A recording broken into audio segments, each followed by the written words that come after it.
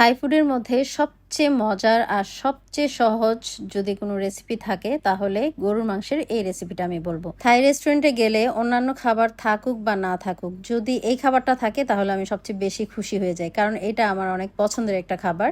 খুবই মজা লাগে আসলে এই খাবারটা খেতে। সাদা ভাতের সাথে এটা হলে আর কিচ্ছু লাগে না, বানাতে একেবারে সহজ। রেসিপিটার নাম আমি ভিডিও শেষে বলে দিচ্ছি। তো এখানে 10-12 কোয়া রসুন নিয়ে নিলাম, আর 4-5টার মতো নিয়েছি লাল মরিচ, লাল কাঁচা মরিচ, এগুলোকে থেতো করে নিব। আর এখানে নিয়ে নিয়েছি আমি 1 আটি থাই ভেজিল। অনেকেই থাই ভেজিলটা দেখতে চেয়েছিলেন, তাই ভিডিওতে দেখিয়ে দিচ্ছি। এগুলোই হচ্ছে থাই ভেজিল লিপ। আসলে ভেজিল 2 প্রকারের হয়, একটা হচ্ছে থাই ভেজিল আর একটা হচ্ছে সুইট ভেজিল। তো থাই ভেজিল যেটা, সেটাই আজকে আমি রান্নায় ব্যবহার করছি। তো প্রথমে চুলায় কড়াইতে আমি বেশ খানিকটা তেল দিয়ে দিলাম। তো তেলটাকে কড়াই সহ বেশ ভালো মতো করে গরম করে নিয়েছি। আর এখানে থেতো করে রাখা রসুন আর মরিচটা দিয়ে দিলাম। চুলার আঁচটা হাইতে রেখে রসুন মরিচগুলোকে আমি খুব সুন্দর মতো করে ভেজে নিচ্ছি।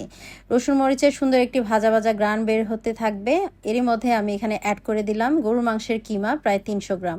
এখন কিমাটা দিয়ে চুলার আঁচটা হাইতে রেখেই কিন্তু আমি বেশ ভালোভাবে নাড়াচাড়া করে মিশিয়ে দিচ্ছি, অর্থাৎ কিমাগুলোকে আমি ভেজে নিচ্ছি। রসুন মরিচের সাথে যখন গরুর মাংসের এই কিমাটা ভাজবেন, তখন এটা থেকে যে কি সুন্দর একটি ফ্লেভার বের হয়। তো আমি ব্লেন্ডার জারটা ধুয়ে সামান্য পরিমাণ একটু পানি দিয়ে দিয়েছি, আর এখানে দিয়ে দিচ্ছি 1 চা চামচ ফিশ সস, 1 টেবিল চামচ মতো দিয়েছি সয়া সস, 1 টেবিল চামচ পরিমাণ দিয়েছি ওয়েস্টার সস, আর সামান্য পরিমাণ দিয়েছি ব্ল্যাক সয়া সস, আর এখানে 1/4 চা চামচের মতো দিয়েছি চিনি, আর খুবই সামান্য পরিমাণ দিয়েছি টেস্টিং সল্ট। আসলে এইটা অপশনাল, আপনারা না দিতে চাইলে স্কিপ করে যাবেন, বাট দিলে এটার ফ্লেভারটা বেশি ভালো লাগে বা টেস্টটা বেশি ভালো লাগে।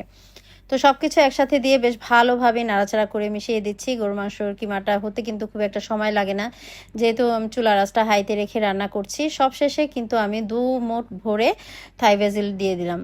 থাই ভেজিলটা দিয়ে বেশ ভালোভাবে নাড়াচাড়া করে আরও কিছুক্ষণ রান্না করে নিয়েছি। বাস হয়ে গেছে। দেখলেন তো কত সহজে ঝটপট এই রান্নাটা হয়ে যায়। যখনই আমার কিছুই ভালো লাগে না, তখন আমি বাসায় এগুলো থাকলে আমি কিন্তু ঝটপট বানিয়ে নিই, সাথে একটা ডিম পোস্ট দিয়ে ভাত দিয়ে খেয়ে নিই। এটার মতো সহজ রেসিপি মনে হয় না আর কিছু আছে থাই ফুডের মধ্যে। আর এটা খেতেও অনেক মজার, দেখতে যেমন সুন্দর, খেতে অসাধারণ লাগে। বাসায় এভাবে একবার ট্রাই করে খেয়ে দেখবেন, ভীষণ ভালো লাগবে। খুবই কমন একটা recipe, Thai stir fry beef with basil. যারা থাই ফুড খেতে পছন্দ করেন তাদের কাছে তো এই নামটা ভীষণ পরিচিত।